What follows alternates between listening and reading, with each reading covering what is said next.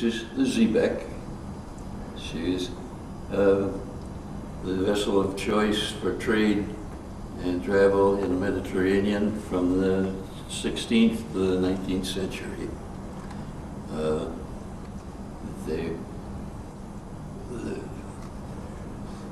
There were several rigs with this. Some of them weren't very successful, and this foremast up here was rigged with a square sail.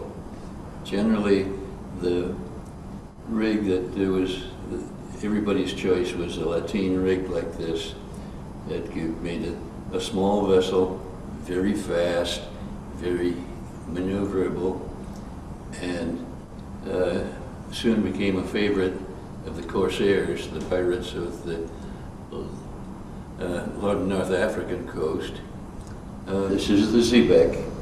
She is the vessel of choice from the 16th to the 19th century in the Mediterranean. She was a descendant of the galleys, the big road ships.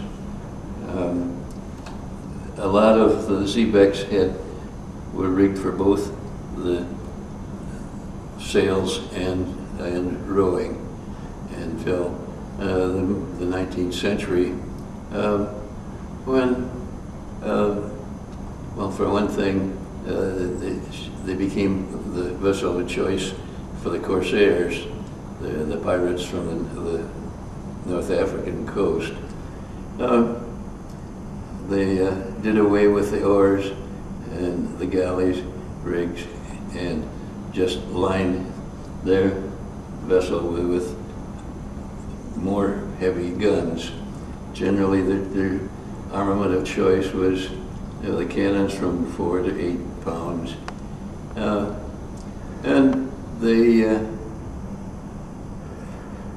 ship was so light and agile that a favorite tactic for these pirates was to find the big square-rigged ships becalmed, and they would row out in front where the big ship's guns didn't bear, and shoot at them at leisure until the ship surrendered. They the pirates became such a problem that the trading nations all began to put armed vessels in the Mediterranean just to battle the pirates. In fact, the pirates attacking American vessels in the Mediterranean became such a serious problem that the American Congress passed a law in 1794 for the first time establishing an American Navy. And it was in 1803 that the American Navy sent a squadron to the Mediterranean to battle the pirates. In fact, Constitution was the flagship of that squadron. And an interesting point in history was the fact that one of the other frigates in the squadron was chasing a Xebex that was small and shallow draft. The Xebex deliberately sailed over a reef, and USS Philadelphia followed her, but she didn't make it. They ran aground on the reef, and Captain Bainbridge and his crew spent a year in Metropolitan Prison before we could get him back. And there sprung the line of the Marines' hymn, from the halls of Montezuma to the shores of Tripoli. The Xebex went through a lot of modifications in size.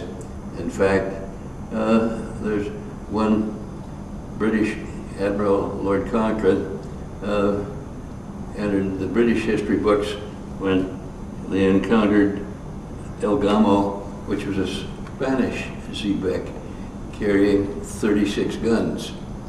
And Lord Cochrane and Speedy, a 14-gun naval sloop of war, captured El Gamo and became famous with a 14-gun ship capturing a 36-gun ship. And by the end of the 19th century, the Xebex, at least the pirate Xebex, had been pretty much cleaned from the Mediterranean. And to this day, there are still small sailing, trading vessels of the Xebec design in the Mediterranean. Model of the Xebec and gave up the oars for guns along the rails. And the model is kind of my favorite because in several of our models we have a little human figure on deck someplace to give people an idea of scale, how big the ship was. This modeler has almost the full crew on deck, and every one of these figures on deck is working. Nobody was standing there with his hands in his pockets, and this makes it a beautiful model.